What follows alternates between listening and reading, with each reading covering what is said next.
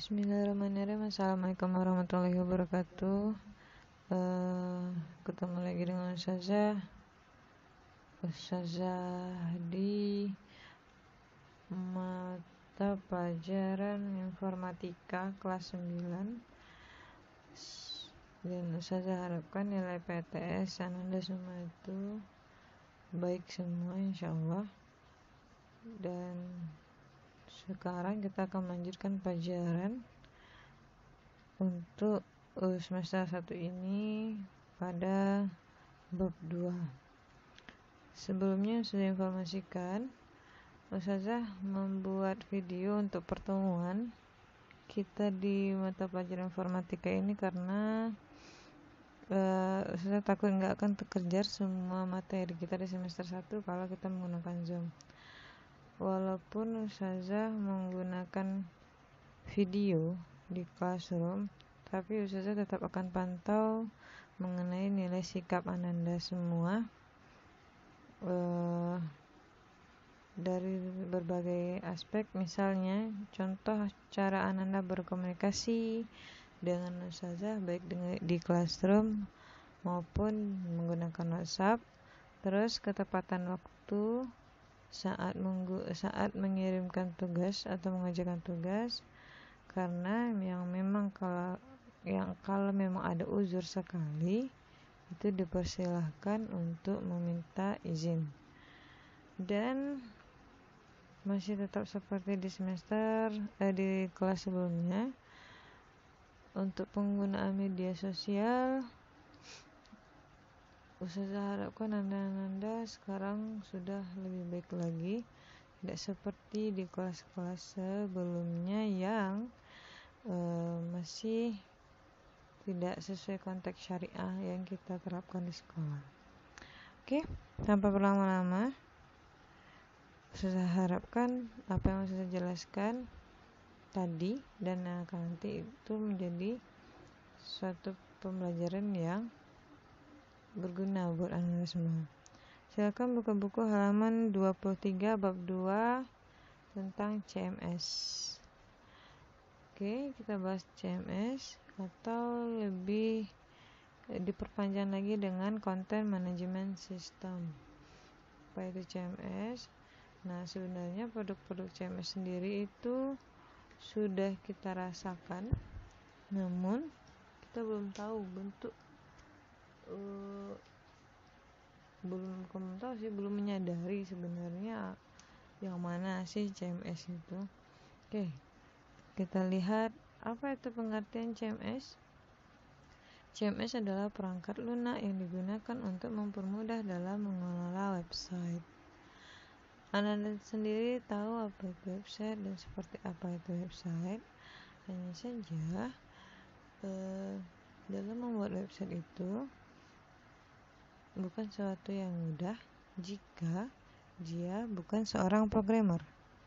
Jadi dibuatlah sebuah perangkat lunak yang memang digunakan untuk mengelola website oleh orang-orang yang bukan seorang programmer. Maksudnya orang awam seperti seorang siswa yang bukan dari sekolah programmer lalu membuat website. Nah, itu bisa menggunakan CMS. Nah, contoh-contoh website yang bisa dikelola menggunakan CMS adalah, yang pertama adalah blog. Contohnya adalah www.belajar.blogspot.com atau yang belakangnya itu .blogspot.com. Itu berarti dia blog. Atau misalnya wordpress.com, atau nanti Ustazah akan merincikan yang mana-mana blog, yang mana-mana bukan blog ya. Yang kedua, bisnis online. Bisnis online itu marketplace seperti Shopee, Lazada, dan lain-lain. Ustazah nggak tahu pasti apakah memang Shopee dan Lazada itu buatnya di CMS atau bahasa pemrograman, tapi kurang lebih tampilan untuk bisnis online di CMS hampir sama dengan yang di website yang dikelola oleh seorang programmer. Yang ketiga, company profile. Company profile itu adalah website untuk pengenalan sebuah perusahaan bisa menggunakan CMS untuk membuatnya ya. Yang keempat adalah forum diskusi. Di sini bisa kita lihat contohnya seperti Brainly dan lain-lain. Walaupun kita belum bisa memastikan apakah menggunakan CMS atau tidak, yang jelas walaupun dia menggunakan bahasa pemrograman atau menggunakan CMS, itu kurang lebih tampilannya sama dari contoh-contoh website yang saya paparkan tadi. Oke, next. Nah, keunggulan CMS bisa dibuka halaman 24.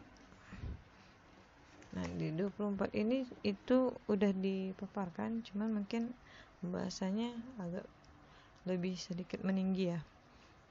Oke, yang pertama keunggulan dari CMS adalah efisiensi, yaitu pembuatan websitenya lebih singkat. Kenapa lebih singkat? Nah, nanti kita akan lihat apa-apa saja membuat fitur-fiturnya lebih singkat. Karena menggunakan bahasa pemrograman itu dia memang harus mengerti bahasa mesin, harus mengatur dari awal, ya memang membutuhkan waktu yang lama kalau tidak menggunakan CMS. Dan kedua, kemudahan dan kecepatan.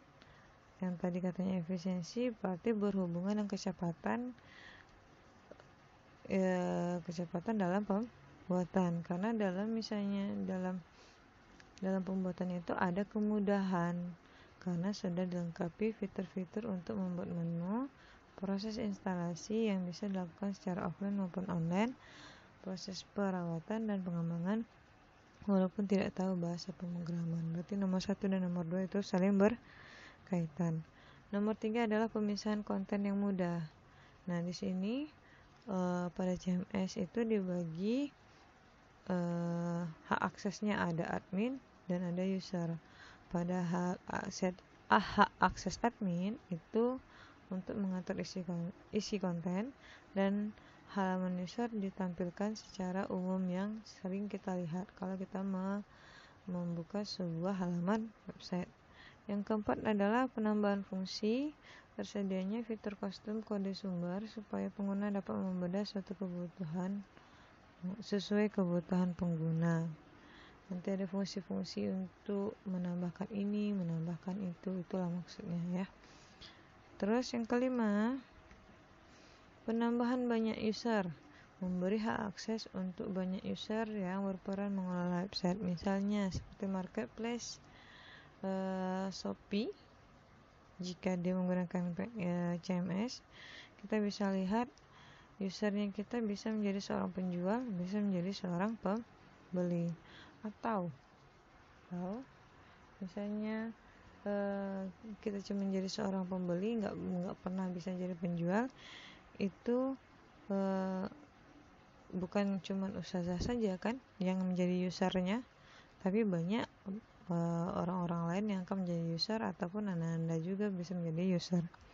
Yang keenam, kemudian saat proses maintenance ini adalah perawatan tanpa merusak konten yang sudah tersimpan. Terus yang ketujuh, kemudian mengganti desain web, karena di dalam CMS itu sendiri itu sudah disediakan template-template yang menarik. Ada yang gratis, ada yang berbayar, tergantung dari CMS apa yang kita gunakan. Oke. Nah, contoh dari CMS.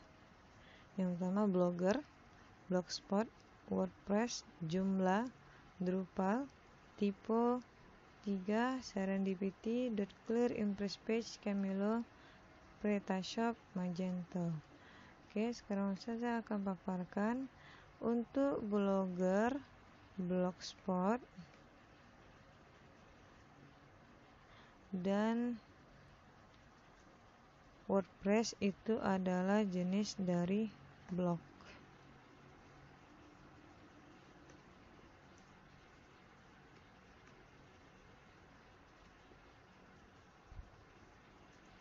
Adalah website jenis dari blog, seperti yang kita paparkan pada slide nomor 2 tadi.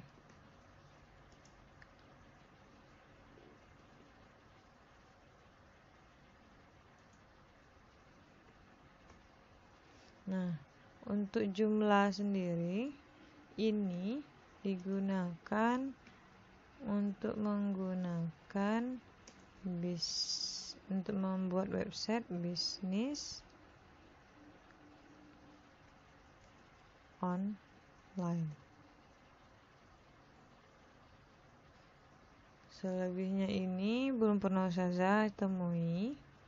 Selebihnya ini hanya saja kalau Ustazah rasa yang PretaShop ini merupakan website untuk bisnis online karena ada shopnya ya.